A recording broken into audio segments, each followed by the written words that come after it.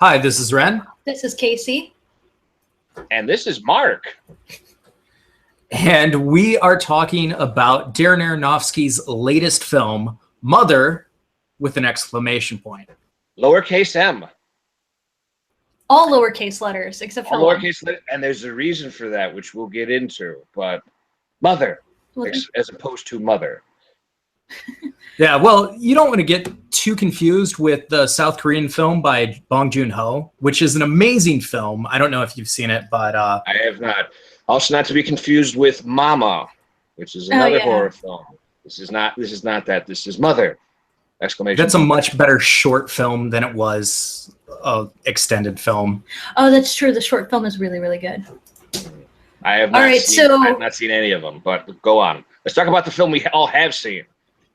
Yeah. Right, exactly. So since there is a lot to unpack in this movie, and we all love to talk about movies, and we'll literally do it for hours on end, we're going to actually set a timer for an hour to make sure that we actually have like a little bit of a cap on the situation. So starting... Oh, go ahead. Yeah, this movie's a fat lady, and this fat lady's singing an awful lot, so we can only... All three of us can only get our arms so far around this fat lady to give her a big enough hug. So we'll take an hour's worth of time trying to hug her. All right, starting now. All right. So, all right, well, first of all, go ahead. Yeah, I think where do you want to start? We all love it. Yeah, for various reasons, I would think. Yeah, Mother was brilliant. I am definitely a person who's a huge fan of horror films, but I like my horror films to be smart. I don't like these jump scares. I like horror to stimulate my mind. And anytime a horror film does that, I get really excited. Probably the last good horror film that I've seen was Raw. Mm-hmm. Get Out was really good, but I consider that more of like a darkly satirical black comedy than, a horror movie. Mm-hmm. And it has traces of science fiction in it, and straight up science fiction tends to be pretty boring unless it's cut with something like horror or fantasy or something. It had horrific elements to it. It was more suspenseful than I would say horror. Mm-hmm. Yeah. But with this movie, I'm gonna say it does really suck, all of this stuff surrounding the movie, when I think the movie on its own merit stands as like such a creative giant, but then there's all this crap around it involving like the promotion, the lack of promotion, the fact that people aren't really willing to touch a movie if it even like contemplates talking about something like religion or environmentalism, the whole Jennifer Lawrence scandal surrounding it, the fact that a lot of people in America were not going into this movie expecting, the one thing that people just won't shut up about, which is the whole baby thing. And here's a few other... It's a shame. There's a few other little touchstones, because this is a Paramount film. Paramount, this is sort of a little bit of lead up to a little bit about the film. The film only cost $30 million. It's a $30 million. It's a $30 million film. Paramount decided to put their chips behind this film instead of a Friday the 13th reboot. Definitely the right choice. Definitely the right choice, but when it comes to marketing, probably the wrong choice. Though horror reboots have been doing terribly lately, except for it is kind of a horror reboot, but it's more of like a more faithful adaptation, from what I understand. It's a remake, if anything, because it's sticking closer to the book. Like, part of the reason that killed the Friday the 13th remake was how badly the movie Rings went. The other thing was them having this project on deck going, no, fuck a remake reboot. We're putting our chips behind this. Mm-hmm. So there's that. Also, it was originally going to be released on October the 13th, which is Friday the 13th. And they decided no, because Jigsaw was going to be released on that date. They put it back in September. So that's why it's released in September versus October. But they're still competing against another horror movie, which... Yes, they are. Yeah. Right now they're competing with it, yes. Yeah. Yeah, so as far as this is concerned, I think we could talk about its marketing for a little bit, because I actually refused to watch any of the trailers before I saw the film, because I knew it was a Darren Aronofsky film. That's enough to get me into it. I own all of his films. I've been a huge fan since Pi, and have watched his films in order since that. It was funny because when I watched Requiem for a Dream, I didn't know that it was an Aronofsky film. I just knew that somebody had recommended it to me. This was back, a while before, when I was just like watching movies instead of. Right. Yeah. But I somehow miraculously actually watched all of his films in order. And it wasn't until Noah that I actually got to see one of his films in theaters. But with this movie, like, even though we didn't I saw The Fountain in theaters twice. Yeah. But then with this movie, even though we didn't watch trailers, like, I still was having a big problem with the marketing, because they initially released like this gorgeous illustrated poster that was like phenomenal and beautiful. It was like this sort of grotesque fairy tale Grimm's Brother style imagery that was like really original, and was like, there's sort of a lost art in posters, and this was kind of recapturing it without being like 80s. And then they immediately had to turn around and start doing Rosemary's Baby posters, and I was just like, what are you doing? No, stop it. Yes, the poster you're talking about is based on work by Jessica Harrison, and that poster was officially released on Mother's Day. Yeah, and I remember that. Yeah, apparently cited Harrison as inspiration, especially apparently her quote unquote broken figurines work. She's a sculptress. I'm pulling this off of the IMDb Gazette. But Aronofsky is a fellow that is funny, because I was talking to KC about this earlier today. He and Christopher Nolan are sort of two sides of the same coin, where Christopher Nolan's films are popular, but he tends to get a little too heavy with his own thinking behind them and stuck in his head on concepts. Aronofsky is sort of the opposite, in that he's all heart and emotion, and sometimes that tends to be his undoing, in that it's all heart and just emotion pouring out of him, and at the end of it, you're feeling a lot of things, and some of those things can be good things versus bad things, versus Nolan, where it's just like, this is a lot of stuff to make me think, and sometimes that gets away in telling a good story for both of them. But I think one thing you can't say is that you don't walk away from an Aronofsky film not feeling something very intense and personal. Yeah, but it seems like a lot of people kind of weren't going into the movie with any sort of expectation like that, and then were upset. Okay, I think that they were going to. I think they assumed they were going to be treated to some sort of standard horror film. Now, I did see the trailer that was being touted for this film several, because I've gone to the movies several times. I saw it twice, and the trailer for this movie was very unconventional. It was like this narrator being like, it was almost like a throwback sort of trailer to something you would have seen like in the 70s, maybe, with like a black screen and like calligraphy in the mother font, and then snippets from the film.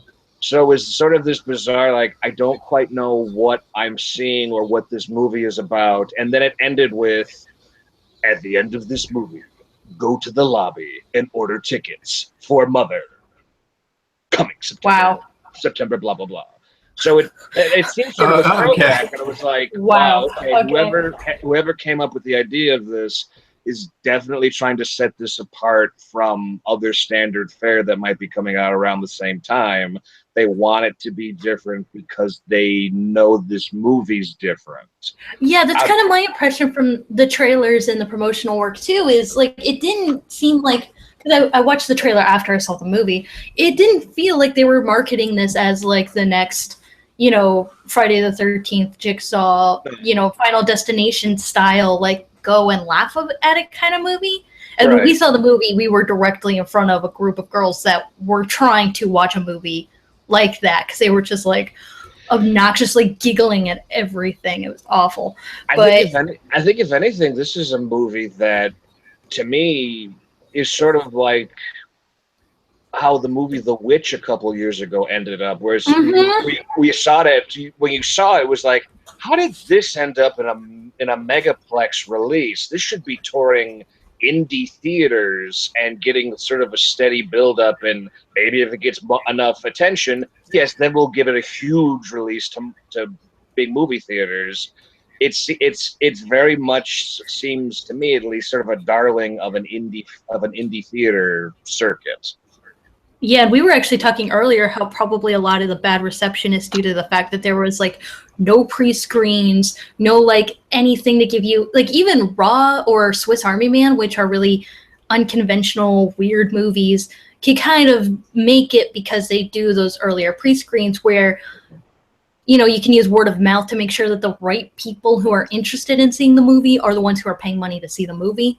Right. Yeah, I think part of it is part of the marketing should have been about its extremity, but like not actually illustrating like what it is. It's like you haven't prepared yourself for Mother and all that kind of stuff. So that kind of like weeds out a lot of people, because I think a lot of people expected, and like from the very beginning of the movie, for this to be a chamber drama. Yes, let's address the 1,000-pound elephant in the room with this film. This is a very abstract film. Which is what makes it wonderful. And that's my favorite thing about Aronofsky as a director. Yeah, well, this is definitely the most abstract he's ever gone. Mm-hmm.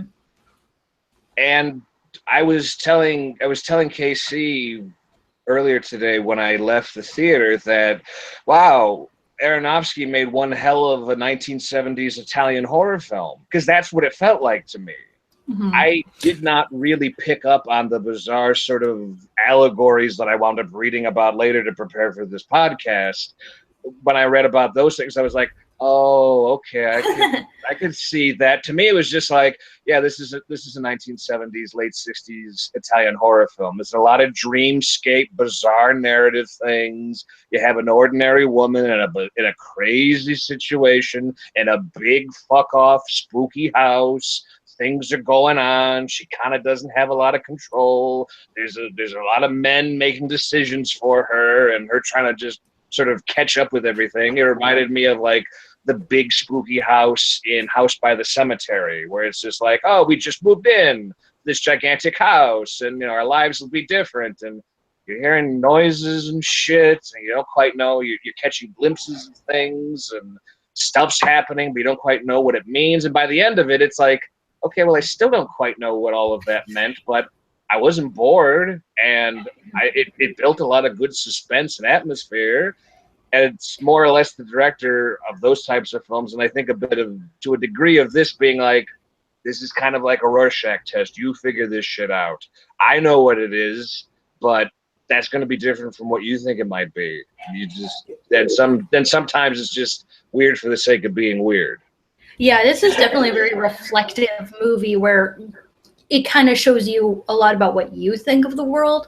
Right. But I agree with what you're saying, because it does remind me a lot of another contemporary giallo-style film, not made in Italy, Inside, which is the drama about the pregnant woman who has lost her husband, and she's about to give birth, and she's being stalked and harassed in her home. Mm-hmm. So it's got a lot of the same similar like vibe and feeling and intrusion of Mother. Yeah, along with that, there's a film that was originally made in France, I want to say, and then remade. Exterminating Angel? No, I'm talking about Funny Games. Okay, yes. It was remade by the same director, except like the remake had like Tim Roth and Naomi Watts and everything like that. It was a shot-for-shot remake. Interesting. I actually saw that movie on a date, and it was kind of funny because I saw the movie as a black comedy, and I laugh at black comedies, so I was laughing at several points in the movie. And use like a croquet mallet horribly at some point. Yeah. Okay. Yeah. That's all I'll say, because that's all I know of it, but go on. Yeah. Well, I mean, it's a home invasion movie that just gets Right. more and more insane. So, to say that that wasn't the right reception to have on that date is kind of an understatement. Well, actually, it might have been a good date movie, so you can be like, oh, yeah, see, we're totally not compatible. Yeah. Right. So getting on, separating the men from the boys, the wheat from the chaff. yeah. So getting on to the themes of this film, because I think there's a lot to unpack on this film. One of the things that Casey and I talked about was how this movie talks a lot about religion and environmentalism in very allegorical ways. Mm-hmm. Yeah, it's pretty easy to tell from the title and the way that the whole film is constructed that Jennifer Lawrence's character is a human interpretation of the Mother Earth. You know, she's stuck in this one specific spot that she's trying to fix and to regrow, while people keep coming in and ignoring her warnings about how they're being destructive, and then being surprised that, oh, we blew it up. Whoops. Yeah, it's funny. It's funny that you guys instantly picked up on that, because I didn't. Even with the title and with everything else, I more or less looked upon it as sort of this abstract, almost German expressionistic twist on this woman dealing with this thing of like, all right, I got this husband who's a writer, and apparently he was a big cheese at some point, and now he's got writer's block, and I'm dealing with that, and we're married, and I'm younger than him, and we're living in this house that, you know, blah, blah, blah, blah, blah, and then things take a turn, and then they keep turning, and then what you're seeing reflected on film, more or less, is what's being reflected in her own mind. It wasn't until afterwards. Yeah, but I don't think that's wrong either. Right. It wasn't until afterwards that I read up on it. In fact, read like a quote that Jennifer Lawrence had on it that I was like, oh, okay.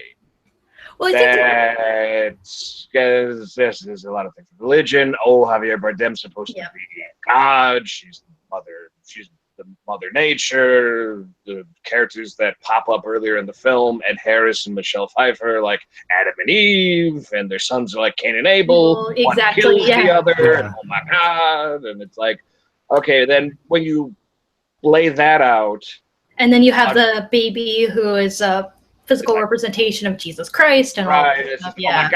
Oh my God, they love him. Oh my God, we killed him. Oh my God, we gotta forgive them. And when you put that on it, it definitely makes you go, oh, how could I not see that? And on the other hand, it also makes you go, that's spreading it on rather thick now, isn't it? It was all right. It's spreading it on so thick that you didn't realize? It's spreading it out. Well, spreading it on so thick was just like, that was, it got a heavy hand with that buttering knife there, Darren Aronofsky. Well, I think that it is a really interesting contemporary retelling of the Old Testament, which the funny thing is that I really adored Noah until I saw this movie, and it did everything that I enjoyed about Noah, but a lot better. Like, a lot better. So now all of a sudden I'm like, Noah's like irrelevant. Like, that's just repetitive. But it was like you said, you know, you've got the Garden of Eden that's in the middle of nowhere and everything's paradise. Yeah, until you have the humans come in and they start contaminating things with their curiosity, and then, you know, the Cain and Abel story and all of that. But it's really interesting how he's what I really like about Darren Aronofsky is he's always put his ideas and views about religion on the forefront, which is something that drives a lot of American viewers out the door. Because people who are religious will be upset because he's non-practicing and he has a very critical view on religion. And then people who are really strongly atheist and really against religious media look at him talk about religion and are like, well, I'm not interested in that. I don't want that. But I think if anything, with what he does, he puts it out there to be like, okay, let's talk about this. I'm not saying this is good. Exactly. Yeah. Bad. I'm saying let's talk about this. It's the same sort of, I can't remember his name off the top of my head. The same sort of fellow who did Welcome to the Dollhouse and so many other films of his kind, which deal with pedophilia and other things, which some people have gone as like, you're promoting this as a good thing. No, I'm not saying it's a good thing. I'm not saying it's a bad thing. I'm saying it's something that happens that no one wants to talk about, and we should talk about it. Here it is in front. Absolutely, yeah. Let's address this. Because the more we don't And that's talk something about that horror's really good at. the bigger of a problem it is. Yeah, I totally agree with you, Casey, because one of the things that I absolutely love about horror is a genre that, compared to any other genre, has no rules.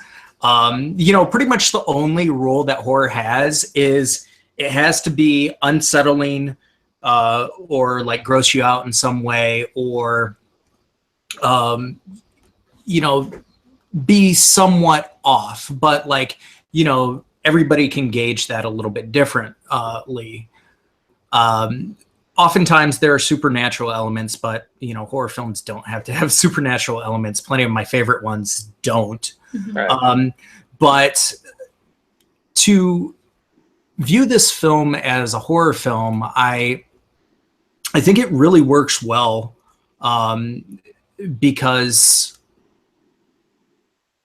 while it sort of lures you into thinking that it's a creepy house drama, it becomes so much more than that. Yeah, I like that it holds off on its more abstract concepts, because it tries to play everything fairly realistically and give you like little hints throughout where it's like, oh, is she imagining it, or is it real? Like, is there actually a supernatural element, or is she really just imagining it? And then it very gradually starts to become something that's clearly not in her mind, but also just isn't literal. But they wait a long time, and that it takes you a while to notice. So you kind of get like swept up in the emotion and the feeling and like the ideas of what you're seeing, and not hung up on like the plot points of, well, wait, is this in her head? Is this real? Clearly, it's not any of those things. Right, because they don't pull out all the stops and go full tilt boogie until 2/3 into the film, and that last third is just, well, we're going crazy and screaming and running around with our heads off. And you need to do that for this film, because if Jennifer Lawrence's character isn't grounded enough, and if we're not with her through most of this, and if you don't see that sort of odd sort of setup in the beginning where Ed Harris shows up and he's a doctor, then it turns out he's a fan of Javier Bardem, who's a poet, and the sort of thing of like, oh, well, it turns out he's dying and he wanted to seek me out as sort of, his last wish to meet me.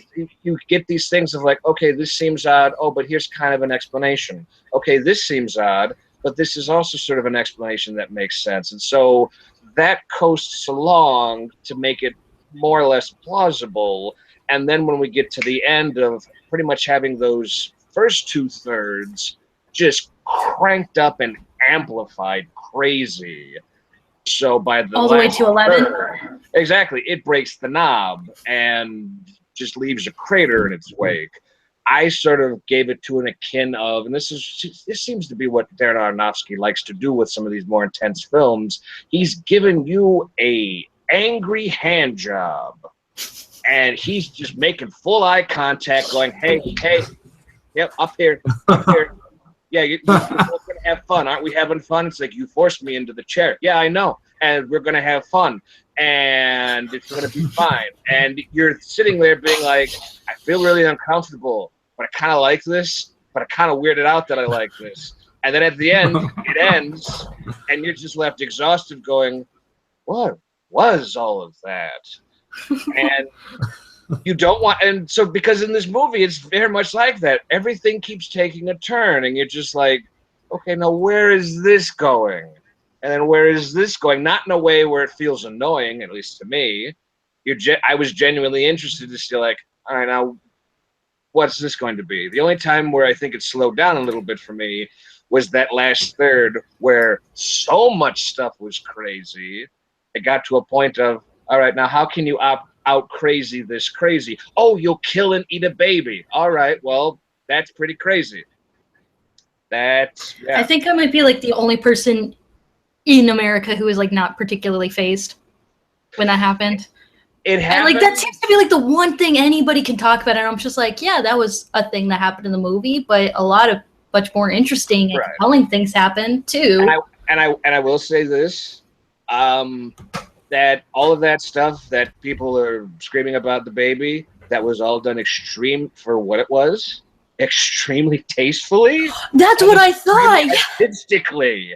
Yeah, like Get a blurry, sort of out of focus, quick shot of what remains of this poor baby, and then it cuts away immediately to Jennifer Lawrence's reaction, because that's the bigger thing. It's like, it's not so much that we're seeing something horrible, it's that she has seen something horrible, and this is how bad it is, because this is how bad she's losing her mind.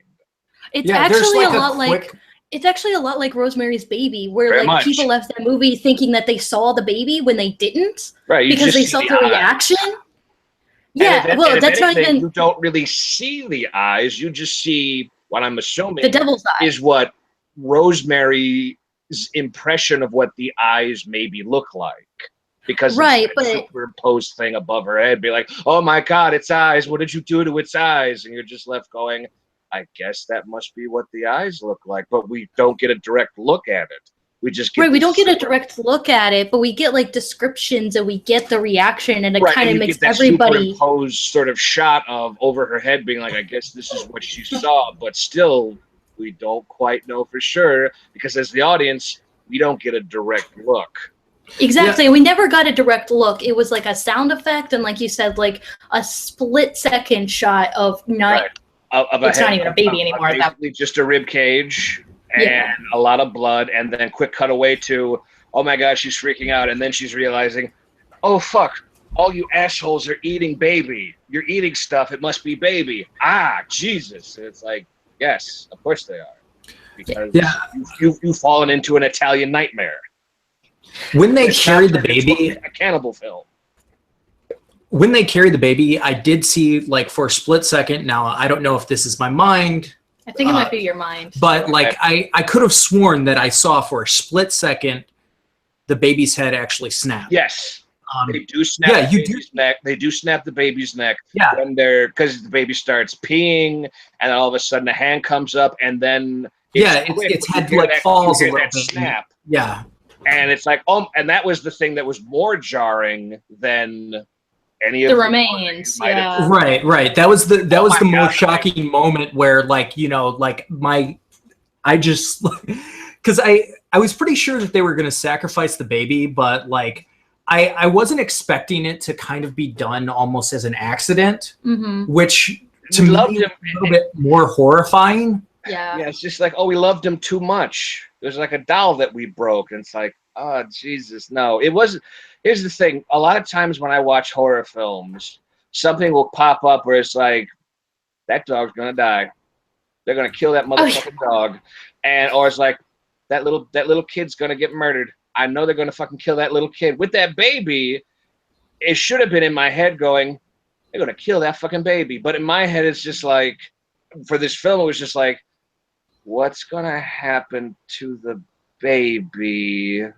Because it was honestly, it's just like, because at that point, Jennifer Lawrence is, is double down, going like, oh, fuck you, Javier Bardem. I'm not gonna let crazy touch this baby. I will fight you tooth and nail for this fucking baby. Fuck you. And Javier Bardem was like, all right, I can do this all night, bitch. I'm gonna sit in this chair and just wear you out. And I'm like, something's gonna happen.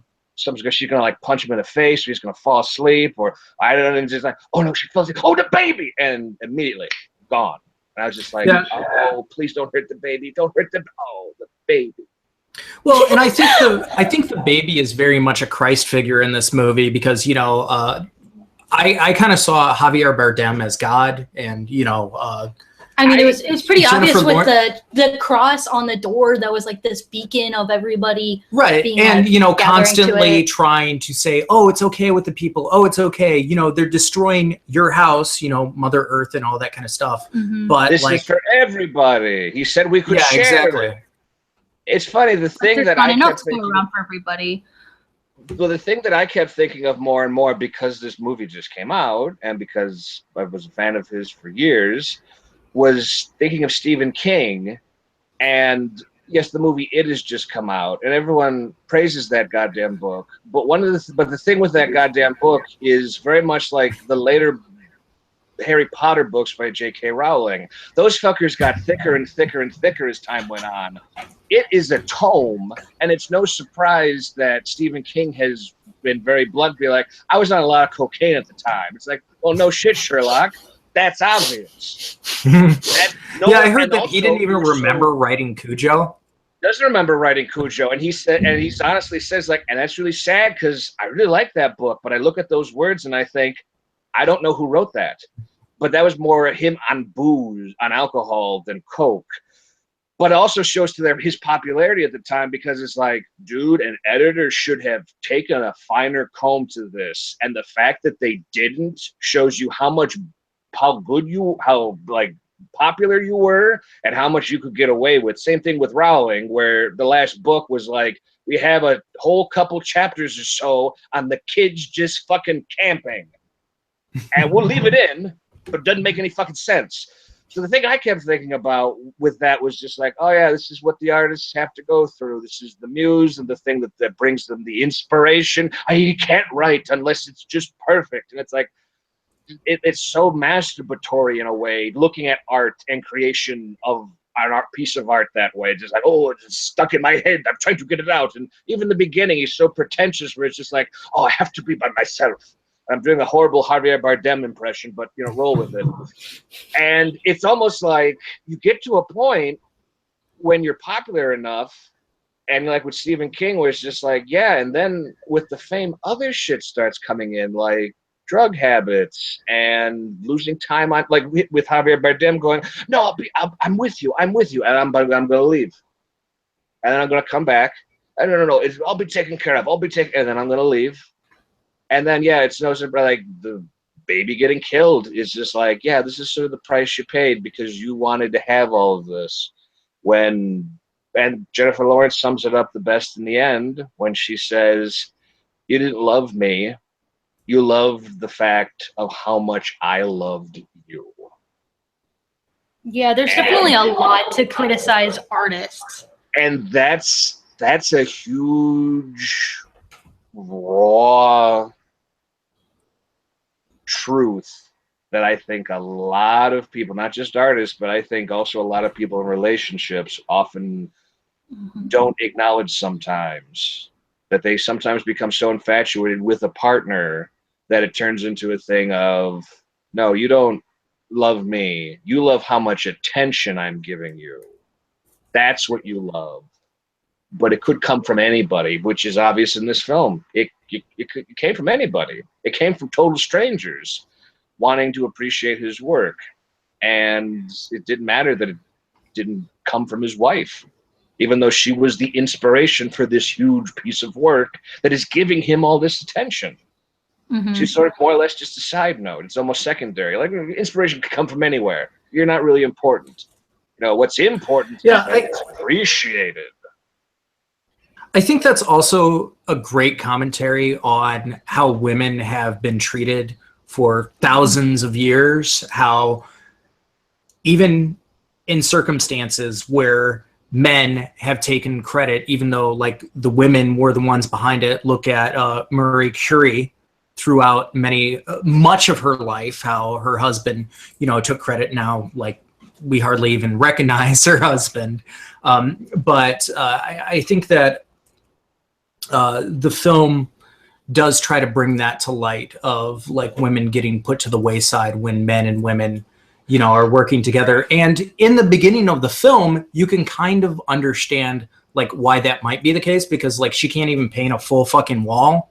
And her husband, interrupting her, being like, "Great, I put up this bullshit." It's like I put a whole fucking house together. Thank you very much. Now I'm down to the fine details, the fun part, and I can't even get that done because I got Ed fucking Harris hacking at me, and drunk Michelle Pfeiffer getting into all sorts of shenanigans. She's like a fucking drunk house cat in this movie. She's a wonderful house cat, but should she play? Oh yeah. If there's aside from Jennifer Lawrence, if there's another outstanding performance in this movie, it's Michelle Pfeiffer as this catty, drunken bitch. And she plays it to a T. I was just like, I want to punch you in the face. want to punch you in the face so hard. And it's great. It's fucking great. Yeah.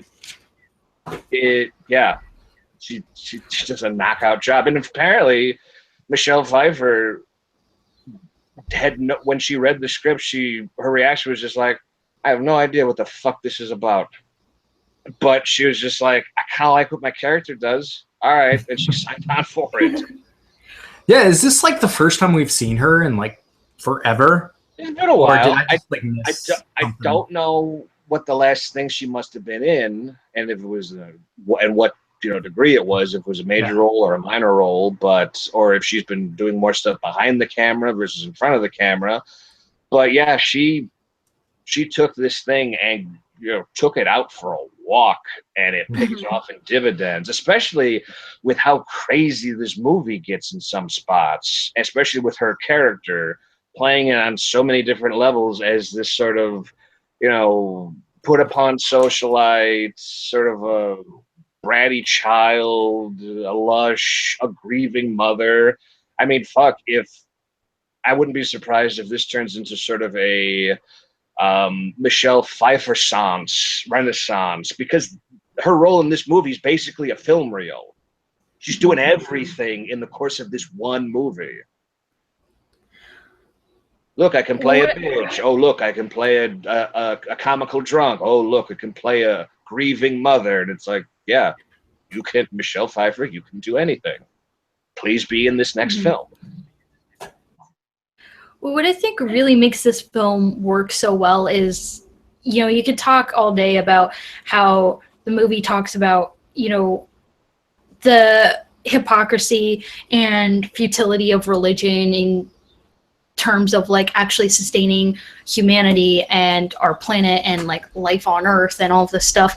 But what really makes the movie work is that, you have like this sort of underlying allegory, and you have your two main characters as like human representations of abstract concepts, but you still treat them like they're actual human beings, and you use them to showcase real day-to-day issues in humanity. A lot. What are you doing? Sorry.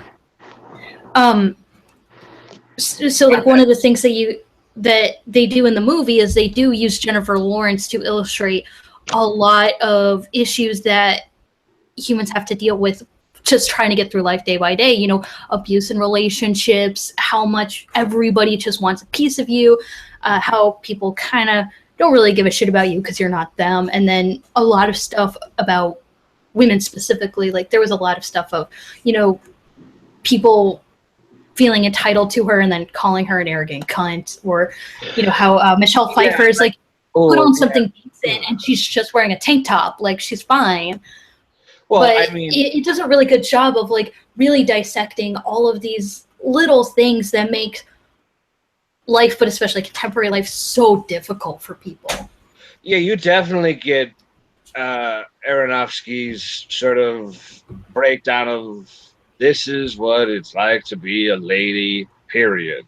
And this is what it's like to be a lady today, period. And if you had any fucking doubts, let me show you Jennifer Lawrence getting put through the ringer on several different occasions. And just put it on out there. I'm not surprised, wasn't surprised to read that one of Aronofsky's inspirations for this movie was the book Woman in Nature, The Roaring Inside Her by Susan Griffin, which is a pretty classical piece, from what I understand, of feminist literature. And that shows in great pains in this. And unlike maybe some films in lesser hands that might have really beaten you over the head a lot with it, where it's just like, get it? We're being a feminist movie. Get it? This film is just like, no, I'm going to show, not tell. And Jennifer Lawrence, crazy shit happens in this movie, but Jennifer Lawrence is by no means a wilting flower that just sort of always sides with Javier Bardem. If anything, she just gets stuck in these odd situations where it's like, well, what the fuck is happening? What's happening? And then just tries to run with it as best she can. And in some cases, just like right when things get to a point where she almost has a handle on it, something twists, and it's like, oh my god, someone got murdered. What the fuck? I had both hands on this, and now it's gone from me again. And Yeah, then and I think when things are, we got a handle on them again. It's like, oh my god, we're having a wake in this house. People are grieving. If anybody would be in that sort of odd, bizarre situation, you would sort of have similar things of just like, I sorry for your loss. Yeah, that was horrible. I saw it happen. Just I'm so sorry. And then you're caught off guard again. It's like the bizarre little insanities in this movie keep catching her off guard, and then finally she gets to a point where she's like, okay, I've had enough of this. I don't care anymore. right, and what I think No one's really listening to me. Yeah. Aronofsky is definitely somebody who can write and direct women really well because he just sees women as human beings, Yeah. which not every director in Hollywood can, let's be honest. But also, there was a lot. I mean, I was personally seeing a lot of Jennifer Lawrence in this movie. Like, I don't know if there's been any statement about this or not, but I was drawing a lot of parallels to her experience breaking into the Hollywood industry, a lot of the stuff with like her being photoshopped again, without her consent, the nude leaks, especially. Like, I was seeing a lot of that stuff in this movie, and I think she, especially because she and Darren Aronofsky are together, I'm pretty sure that she had a lot of creative control over what was happening in this movie. Yeah, apparently they rehearsed this movie for, I think, a month in a warehouse space to get sort of the camera movements right and to really feel things out and to feel what the characters are going to be about. But apparently Jennifer Lawrence came in with sort of a more subdued take on things. But then once they were on set, she really got into her character, which then caused Aronofsky to sort of look at what that character was in a different way. So I have no doubt that once she got behind things, he was like, all right, interesting. What can we do with this? Mm-hmm. Absolutely. But I did feel the same thing you did, where I was seeing a lot of stuff going, yeah, this is sort of tailor-fitted to Jennifer Lawrence. And if you don't know anything about her at all, that's fine. And you can still take the movie on what it is, but that extra sort of layer of something makes it be like, yeah, I can see why she'd want to do a movie like this. Because not only is it giving her something really interesting to chew on and act with, which she gives a hell of a fucking performance. Mm-hmm. Even that catty bitch Rex Reed had to bow to the fact that she gives a fantastic performance in this movie. It also, I'm sure, allowed her to sort of vent some of her own demons and frustrations on some stuff. Oh, absolutely. But one of the things that I do really like about the concept that they were doing with the whole Mother Nature thing is, she built the house from nothing, and she's, very constructive. And I don't mean just because she does constructive. She's very constructive. Whereas Javier Bardem is, pretty words on a piece of paper, and that's the extent of things. He doesn't bother himself with a lot of like repercussions or anything. But what I thought was really interesting about taking this human approach to Mother Earth is by having her give like this very laborious birth in like these really perilous situations that are happening every day in real life all the time. This whole idea of like bringing life, not just human life, but life in general, into like this horrible world where everyone is so destructive and so greedy and so horrible to each other and just tearing everything apart. And you put an arc into creating this little bit of life, and then you just see it demolished in front of your eyes, gives a very emotional response to this environmental message of, we need to care about what the earth gives us. When you take that, what we see visually with her and the baby, and apply it to like the hardship of a single tree, growing from an acorn into what it is and sprouting fruit, and we tear it down when it's too young and turn it into like a paper cup that gets thrown into the middle of the ocean and kills something, something like that.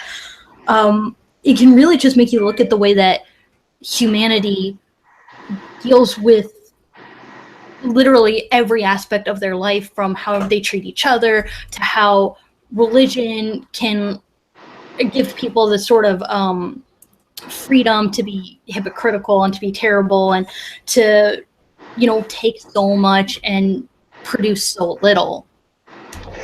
Yeah, that's And definitely really give a feeling behind it to make people think about it in a more critical way.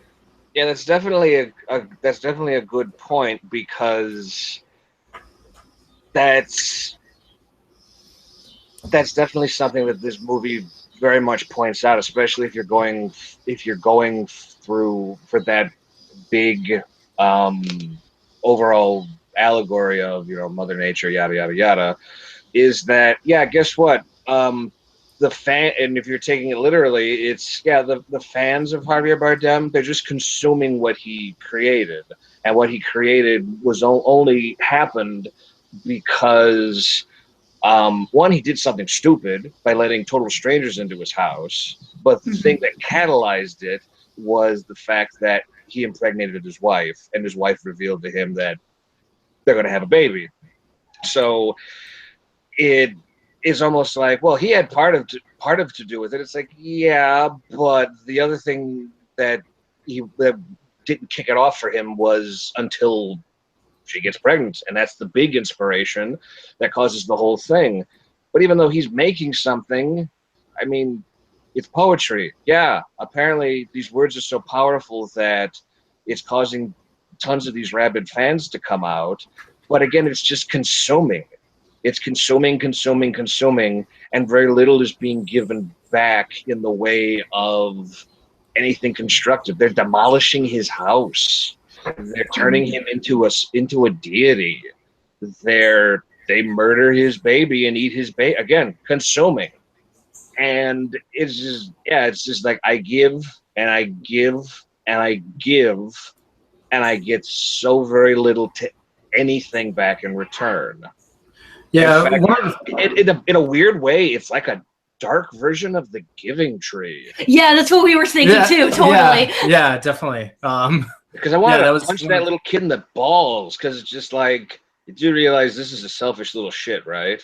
And I don't know if this tree is like attracted to him or anything, but it's just like, oh no, cool, yeah, I'll just keep giving, and then you'll like me. It's just like, no, tree, that ship has sailed. You don't do this no more. But no, the tree never learns, and then the tree gets turned into a stump. And at the very end, the tree is just like, well, stumps are still good. You can sit on me still. It's like, tree, this is a horribly dependent relationship you're in. This boy has given you nothing, and still you want to give. Cut your losses, tree. Yeah, which definitely feeds into my interpretation of a lot of women's experiences in relationships, where it's like you give and you give and you give, and you get nothing in return. I mean, you can see that the same way with some relationships where the man provides and provides and provides and gets no love, but that's what this film is trying to portray. And what I think is kind of interesting about this movie is that they're not ignoring people who are trying to do something positive.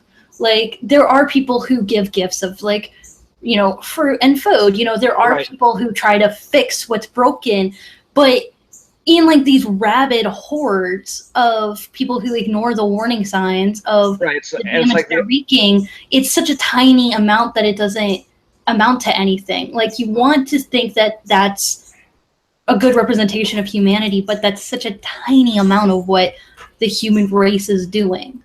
Right, it's like when they all quiet down, and Jennifer Lawrence is like, why are they all quiet? And he's like, they're waiting. And he's like, for what? And it's just like, yeah, for the fucking baby. And it's just like, oh, look, they gave gifts. And it's like, why don't they fucking leave? That would be the greatest gift. Oh, no, they can't leave. And to be more specific, Javier Bardem reveals, I don't want them to leave. Because this vast, not love, but love disguised as lust is more fulfilling for him and for God than true love is, which comes in the form of his wife, which maybe also Jennifer Lawrence's character is at fault here. Was just like, yeah, I loved you, but my love was extremely blind. Like, I loved you for all the wrong reasons. If I didn't have those blinders on, I would have seen this for what it is, which is I got a lot more on the scale than you do. And I think that's also something that's a good point to also notice as well. Also, I think it plays into religion too, where it's not just women giving and giving, but people sometimes who believe in religion all their life, and they get to a point towards the end or have a sort of crisis of faith where they're like, I've given so much to my faith. What has it really given me in the end? And for some people, it turns out, yeah, not much, not much. And then they go, I'm atheist, or I'm religious in spite of the church, whatever that church might be. Or if you're like Aronofsky, you're non-practicing. Right. Yeah, one of the things that I really liked as sort of an allegory was the scene with the sink, which I thought was so evocative of what we're doing to the earth and how like all especially with pipelines. Yeah, with pipelines, but also like how our pollution and all that kind of stuff and affecting the ozone and all this stuff, creating more hurricanes, because like climate change is real. It's not a political issue. It's something that is caused by us abusing the earth. And I thought, you know, us like ripping the wood and all this stuff in the film, you know, was like evocative of what we do to the earth. Absolutely. But like, especially with the way she kept telling the same people over and over again, don't do that. You will damage it. It's going to be a problem. It's not braced. Yeah, and but it's also like it's not as strong as you think it is. And then they jump on it. But it's also going to affect you, not just like... forth. Yeah. Right, exactly. But like, the reason why I brought up the pipeline is because we've had, well, first of all, we were doing pipelines overseas for a long time, so we weren't even like aware of a lot of the problems until they started coming more to America. Well, they started being made more in America. And then we started realizing like, oh, you know, pipelines leak and they poison most of our drinking water. That's bad. Let's do it again. Oh, it happened again. That's bad. Here's another one. Yeah. Like, unless you're coming up with revolutionary technology that's going to change the industry, the same shit's going to keep happening. Why do you think it's not going to be any different than the last time? Well, it's not going to affect me this time. It'll affect somebody else, but not me. It's like, all right, yeah, that's what we're really getting to here. Yeah. And the other thing, too, is like the whole thing with the house. I mean, you could look at Lawrence. I mean, Lawrence and the house are kind of the same thing, obviously, like with the way she can look at the heart beating and all of that. But like, if you notice in the movie, she never leaves the house. No, there's nothing outside. Yeah, there's nothing outside the house because we're all on one planet. You know, we're talking about Mars, but like, we have one planet. Once that's gone, that's it. There's no do-over. Yeah, like that's permanent. You break that, it's done. It's not going to be repaired before you break the next thing. Right.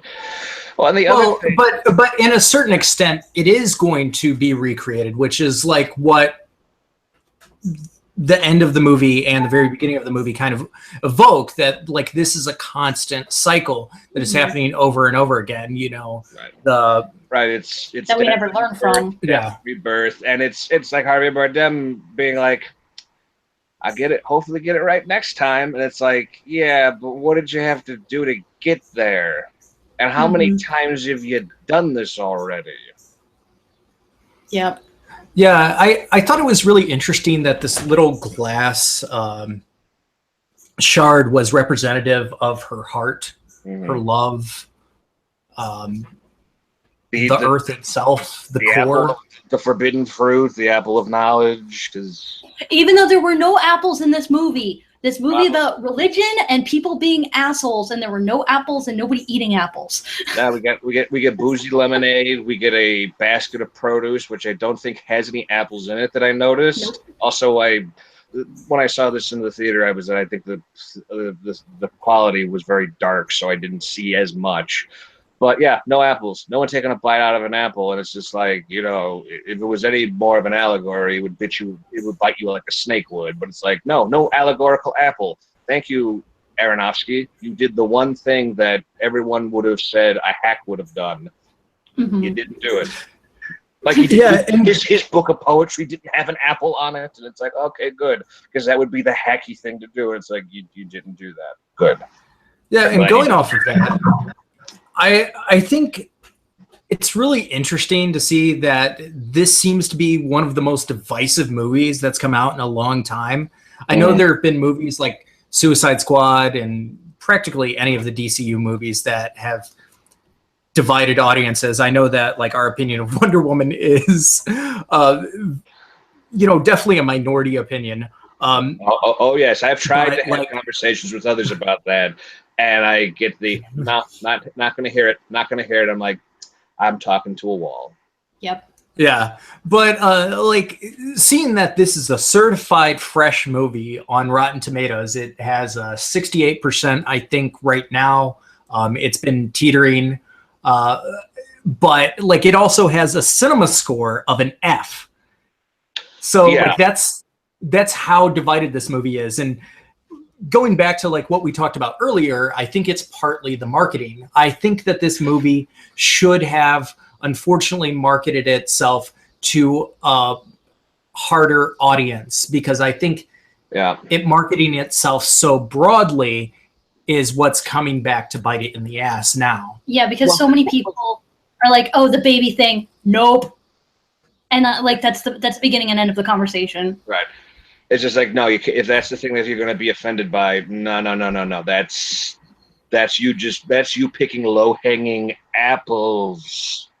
I would also say this. I mean, Aronofsky, he's never been a major, huge, mainstream type of filmmaker. He's always been a very divisive filmmaker. I think every film has been very divisive and controversial, and the least of them would be Black Swan. That's probably his best, most pop, mainstream success. Right. And the Wrestler didn't have as much divisiveness because it's pretty much a straightforward movie. Right. But I mean, hell, he's like fucking early Tim Burton.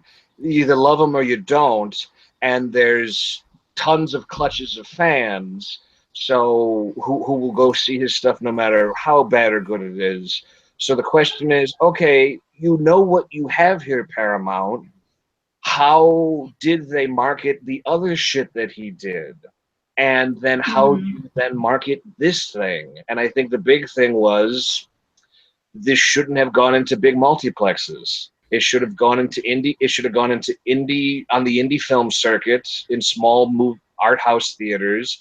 And if it got a big enough buzz and big enough interest, then you move it into a big chain of theaters. I think for whatever reason, I don't think Paramount quite knew how to market this. I think it would have been even more dumb if they tried to have this movie released closer to Mother's Day. It would have been even more of we don't know what to do with this movie. Thank God we spent $30 million on this, because we don't know what to do with it now.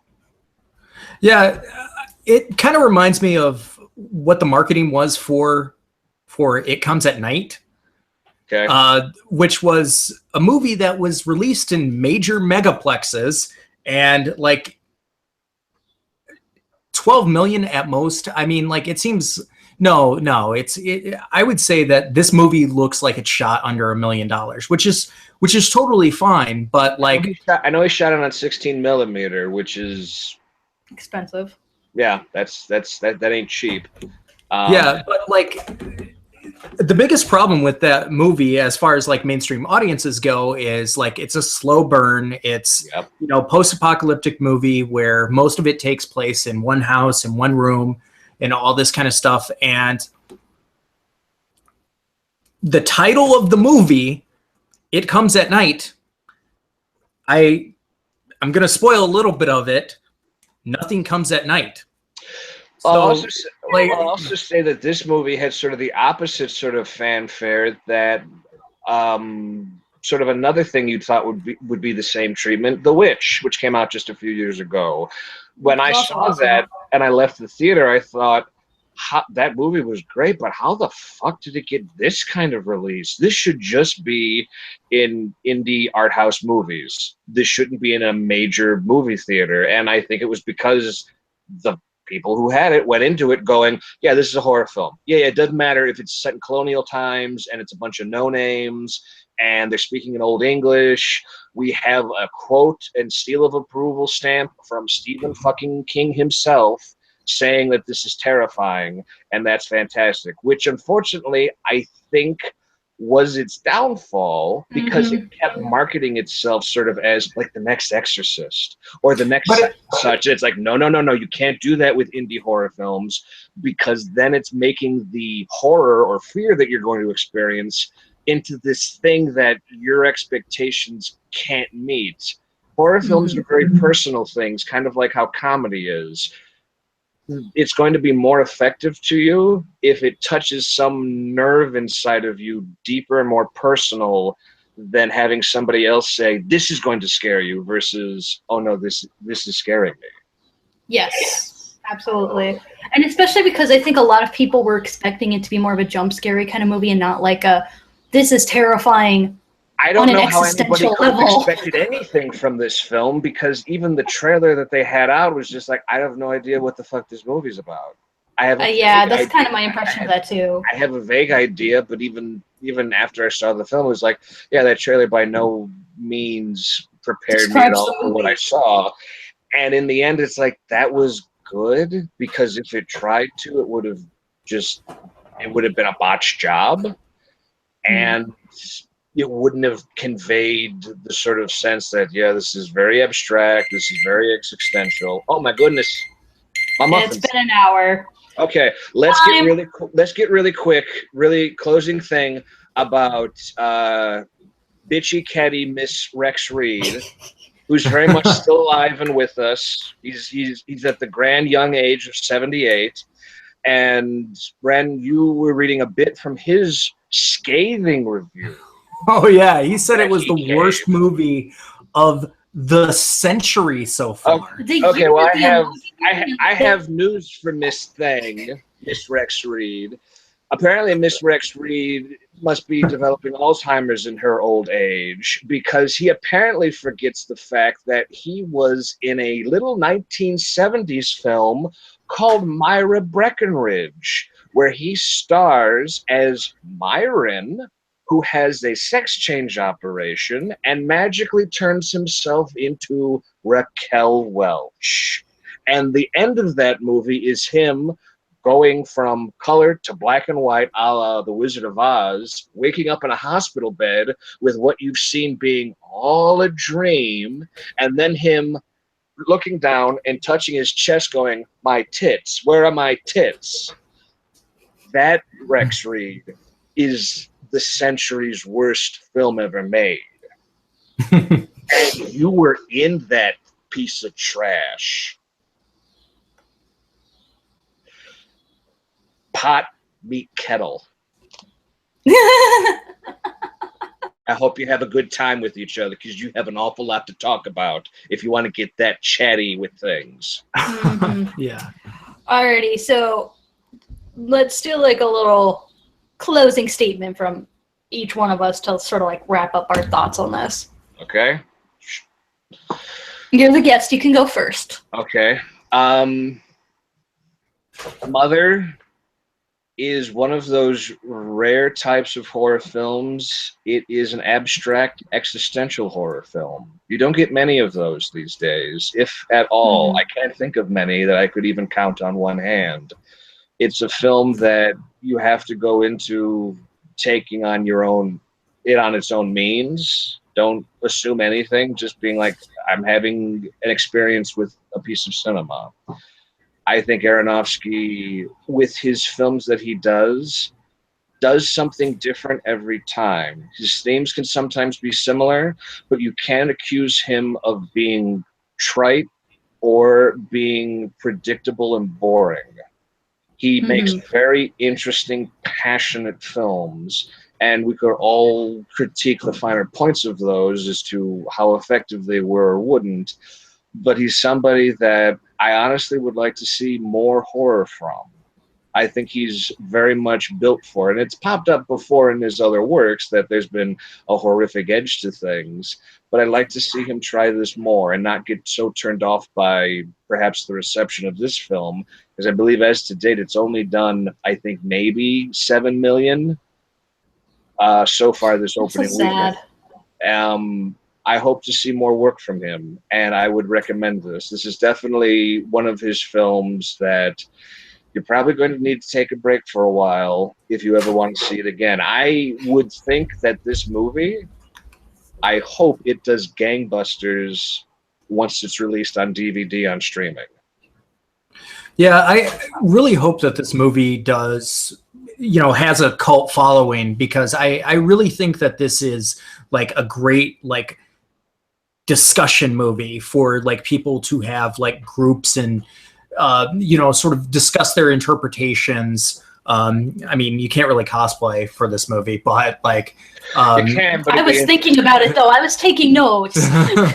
but I do think that there are certain environments that I think that this film could flourish in, and hopefully over time, like with many great films, this film is recognized over the years. I would not be surprised if maybe 10, 15 years from now, Criterion releases this movie. Mm-hmm. I don't know what it's going to be like when it comes out on DVD. It's really interesting to see how these movies are released in the home box office, especially ones that are received this way. I personally thought the movie was brilliant. I think that I wasn't really sure what to expect from the film, and it just kind of like washed over me. This has been a very good year for that. Films that kind of, evoke a certain emotion from you. Though I think that this film is giving you a little bit more to chew on than practically any film that's come out this year. I love the fact that it's not just something that you can interpret right away. It's something that you kind of have to piece together, and we don't get a lot of movies like that. No, we don't. I mean, hell, you guys picked up really quickly. Oh yeah, he's God. That's Mother Nature. Blah blah blah blah blah. And I went into it really. And I went into it being like, wow, Aronofsky must really like Italian horror films. Oh my God. And I was surprised. Actually, it took a while for me to think of any of that. Like, it wasn't until very close to like that last third of the movie that was even starting to occur to me that these weren't like people in like a cinematic sense. Like, it was taking me a while to be like, oh. And I was kind of having that dawning moment as the movie was going on. Once they started wrecking the house, that was when it sort of shifted for me, where I was like, okay, I'm getting these parallels. Exactly. Yeah. But yeah, it's definitely not something that I picked up like at the very beginning of the film, because how can you interpret this movie? Like it like at the very beginning, it's something that you just kind of like piece together as it's going along. And I will say that I am definitely looking forward to watching this film again, because I think that there will be a lot more to chew on with the second viewing. Mm-hmm. Yeah, we'll get to see Ed Harris make out with Michelle Pfeiffer again, because that happens. Oh my God, I don't know what Rex Reed was getting on. She was gorgeous in this movie. Yeah, she wants everybody to look like a fucking supermodel. Was he bitching about her like being old or ugly or something? He said she looked haggard.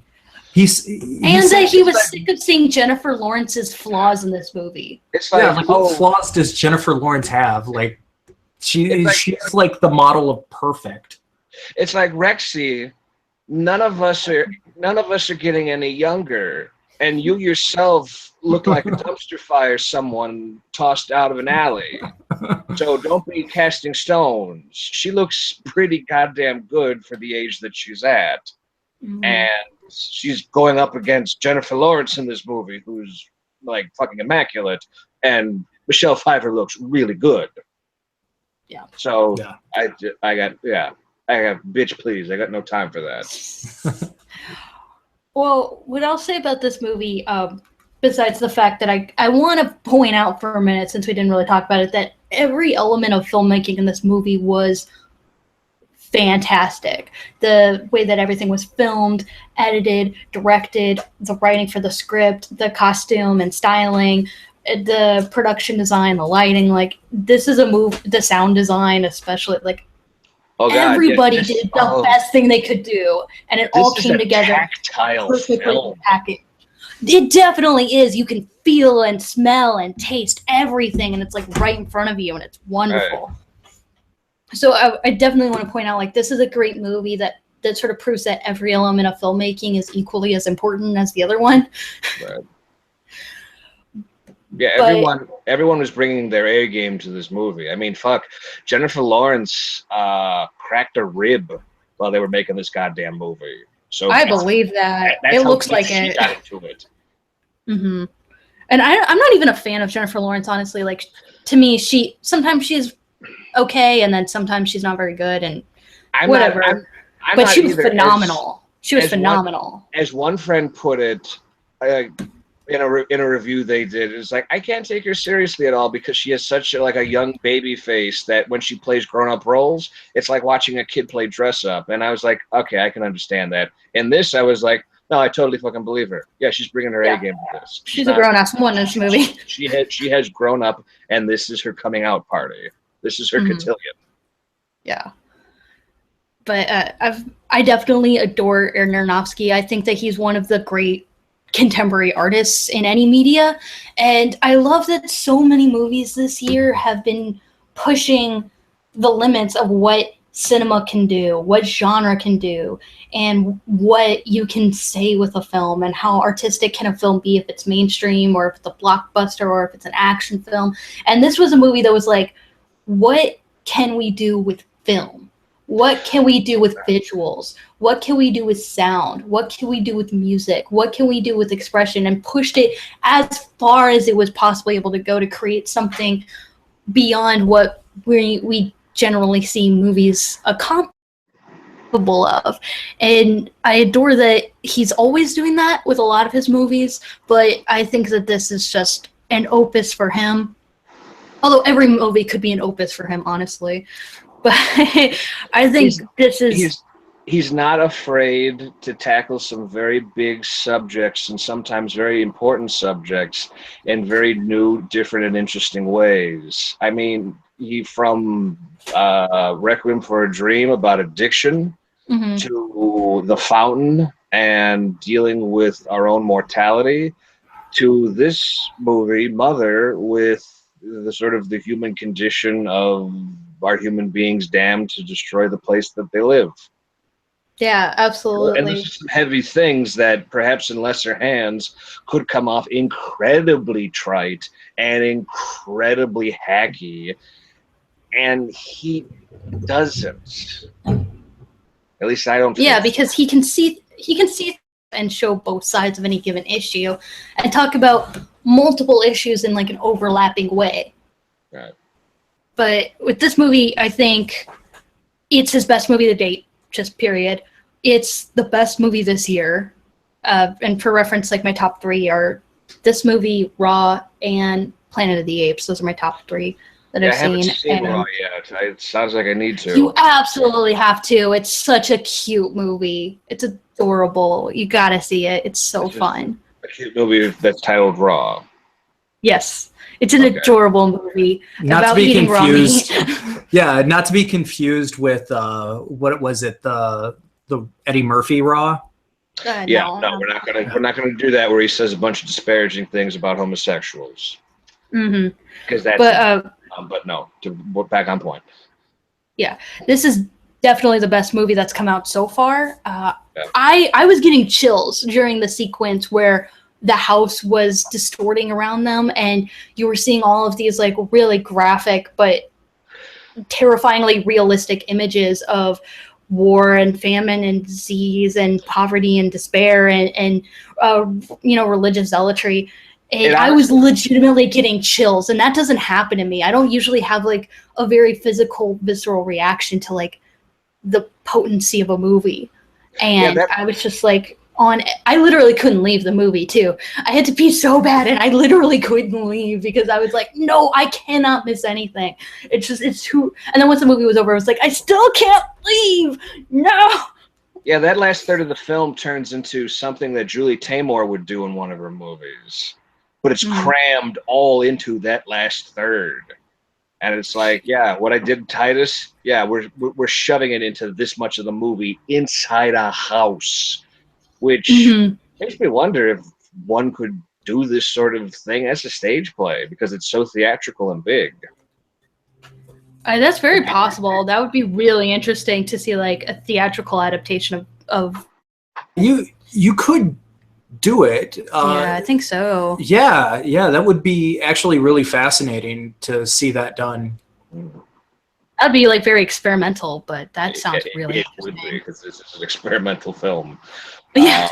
I still would love to see the experimental play that Moonlight was trying to be as well. Oh yeah, absolutely.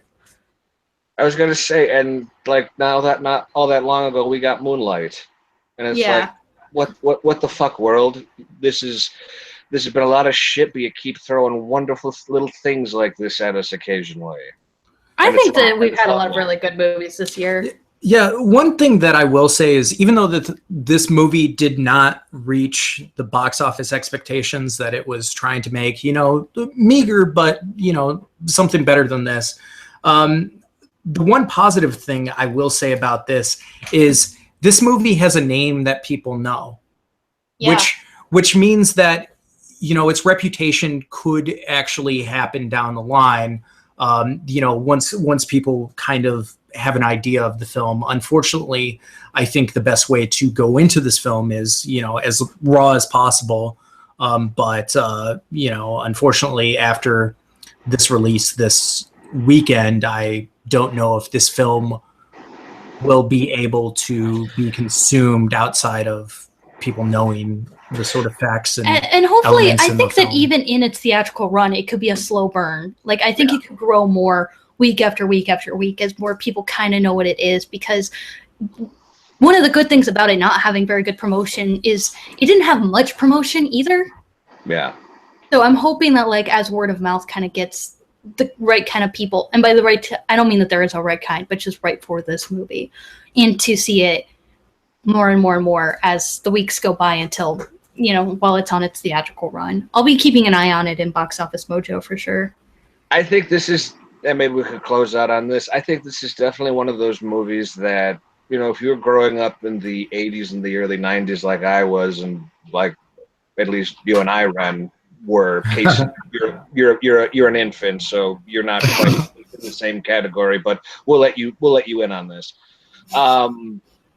There would always be that movie that would get brought to like a slumber party or something, and it would be that one friend who sort of always knew about movies like this would be like, hey, I got this movie, it's crazy, it's called whatever, Monster Squad, Cannibal Holocaust, fill in the blank, and Let's Scare Jessica to Death, I Spit on Your Grave. And you've never heard of it, or you maybe kind of heard something about it, but you can't really remember anything. It's like, okay, let's check it out. And it gets a cult following that way. I think this film will, because it has enough names attached to it, not just Aronofsky's, but also, oh Jesus, her name just shot out of my goddamn head. Jennifer Lawrence. Jennifer Lawrence is Michelle attached. Pfeiffer. Yeah, there are a lot of celebrities. So, there's definitely a number of celebrities who are on this who have fans of their own that I would hope and think in not too long, people will want to bring it back in theaters because it's such a spectacle of a film. Very much in the same way that Prometheus, despite how many problems and hacky that film is in a lot of spots, keeps getting brought back again and again to certain like indie house art theaters because of how big of a spectacle film it was. Mm-hmm. I think this might be a bit of the same thing if it gets enough steam behind it. Yeah, I definitely could see this film doing really well at like horror festivals. Yeah. And having like replays there, because one of the like about horror is horror does definitely have the most receptive audience. You know, like horror fans. You know, I'm not talking about like basic bros that go and watch like Saw and Final Destination, that kind of stuff. I mean like real horror fans. Or the connoisseurs. Yeah. I think that this film will do well in that market, you know, especially like midnight movies. And I would love to see that happen. Oh, yeah, this is definitely something that I would love to see play at the Music Box here in Chicago. I mean, it screams of like the type of like old school when midnight movies started becoming midnight movies with something bizarre and Italian like El Topo being shown in a theater. And afterwards, you're like, what the fuck was that I saw? I don't know. It's Italian. It's crazy. It's like that's what this is. It's like, what is that? I don't know. It's actually Mexican. But yeah. Okay, well, you know what I mean. It's just like, what the hell was that? It's like it's an experience. That's what it is. Yeah. So that was our review of Mother. Yes. Let us know what you think of Mother in the comments below. And if there's a particular film that you would like to see all of us cover, let us know in the comments. Thanks for listening. No, go ahead. I'm sorry. Yeah. All right. Thanks for watching.